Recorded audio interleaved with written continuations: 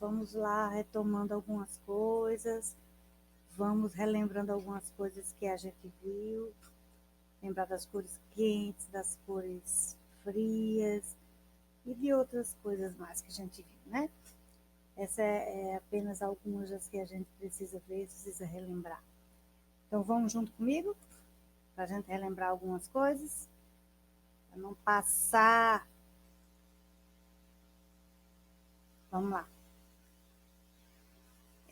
A gente viu sobre as cores, a gente fez algumas experiências, inclusive de pintura, lembra? Que a gente usou papel, usou cores, usou primeiras cores primárias, depois misturou, enfim. Hoje a gente vai falar um pouquinho das cores quentes e das cores frias. Deixa eu puxar para cá, para não ficar atrapalhando vocês. Pronto, dá para vocês verem direitinho agora. As cores quentes, elas estão muito associadas ao sol e ao fogo, como o amarelo, o laranja e o vermelho. São aquelas que nos transmitem a sensação de calor. A gente já olha para o sol, a gente já pensa na temperatura. Quando a gente diz assim, o sol hoje está muito quente, chega a estar amarelão. Quando a gente fala, hoje está mais ameno, o tempo está melhor, está menos quente, a gente já imagina um tempo um pouco mais nublado, com as cores menos vibrantes que quando tem o sol, quando o céu está daquele jeito, o sol bem radiante. As cores frias, elas já são associadas à água, ao gelo, ao céu, naquela parte do azul do céu, aquele azul que a gente chama azul cor de céu, esse azul é o azul mais frio que a gente encontra, com exceção daqueles que ainda têm tonalidades ainda mais suaves, ainda fica um pouco mais frio. E as árvores que também estão associadas à temperatura. Quando a gente está com calor, a primeira coisa que a gente imagina é se refrescar, né? Isso é uma coisa bem óbvia. Uma árvore, perceba que quando a gente chega numa sombra, debaixo de uma boa árvore, a temperatura automaticamente é amenizada. Até o vento fica diferente, né? Então, assim, o verde, ele também está muito associado à cor fria. Entre elas, a gente tem o violeta, o azul e o verde. Existem outras, mas essas são as mais básicas. Então, são aquelas que nos transmitem a sensação de frio e ela está diretamente relacionada com o frio exatamente por causa disso. Cores quentes, elas vão trazer também algumas sensações para que a gente possa interpretar através da cor. Como a intensidade é algo que é muito intenso, algo que é vibrante, ela é direcionada também à cor quente. O perigo, quando a gente vê alguma placa que está relacionada a algum tipo de perigo, normalmente ela é vermelha. A dor também está relacionada à cor quente, quando vai se desenhar, representar algo que tem relação com a dor. E que se usa cores, a gente sempre vai procurar essas cores quentes, que vão deixar bem enfatizadas essa questão da dor. A criatividade, porque ela deixa a mente mais ativa, deixa a mente mais em alerta. A prosperidade. Lembra de quando a gente fala dinheiro, barulhinho de moedas, as moedas normalmente são douradas, especialmente nos desenhos animados, a gente vê as moedas bem douradinhas, né? Então, ela está relacionada também à prosperidade, às cores quentes. O amarelo, ele está muito ligado ao ouro. Então, o ouro tem, na nossa mente inconsciente, a gente já faz a ponte e a ligação com a prosperidade. A advertência, que é o que a gente falou em cima do perigo, que a advertência está relacionada a isso, é advertir de que algo pode ocorrer. Então, assim, se está amarelo, é bom a gente tomar um certo cuidado. Agora, se está vermelho, corre que o negócio é sério. Tem que ter uma cautela bem maior em relação às cores que são taxadas com amarelo em determinadas placas, em determinados avisos. Então, a advertência ela vai ligar nesse sentido.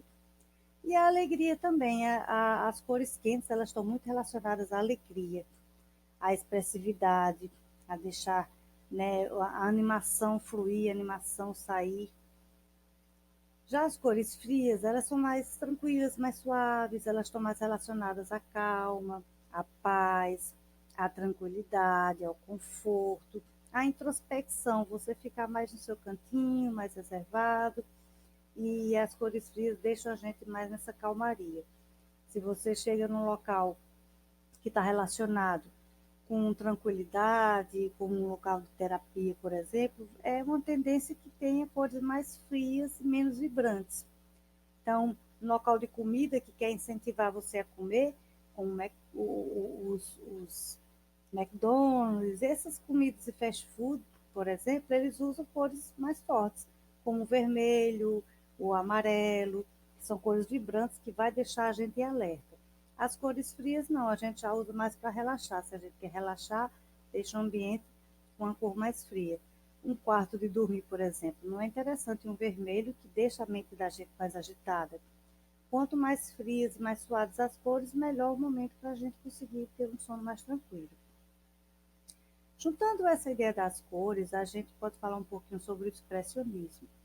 O expressionismo foi um movimento artístico europeu de vanguarda, era aquele que estava diante, era aquele que abre caminhos para outros movimentos chegarem. Ele surgiu por volta de 1912 e se prolongou até 1925, por aí. Ele está relacionado com a expressão de emoções, assuntos profundos e trágicos também da vida, ligado às distorções, como, por exemplo, cores fortes e pinceladas marcadas. Então, quando a gente diz que algo é bem expressivo, o expressionismo vem disso, trazer essa expressão, trazer à tona essa coisa marcada, forte, pincelada, ativa. Aqui a gente tem um exemplo de uma tela de Edward Munch, intitulada Melancolia. Observem as cores.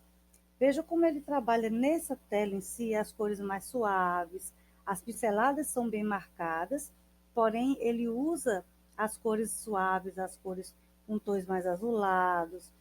O pouco que ele traz de um avermelhado, um pouco mais rosado, mas muito suave. Então ele trabalha basicamente com as cores frias.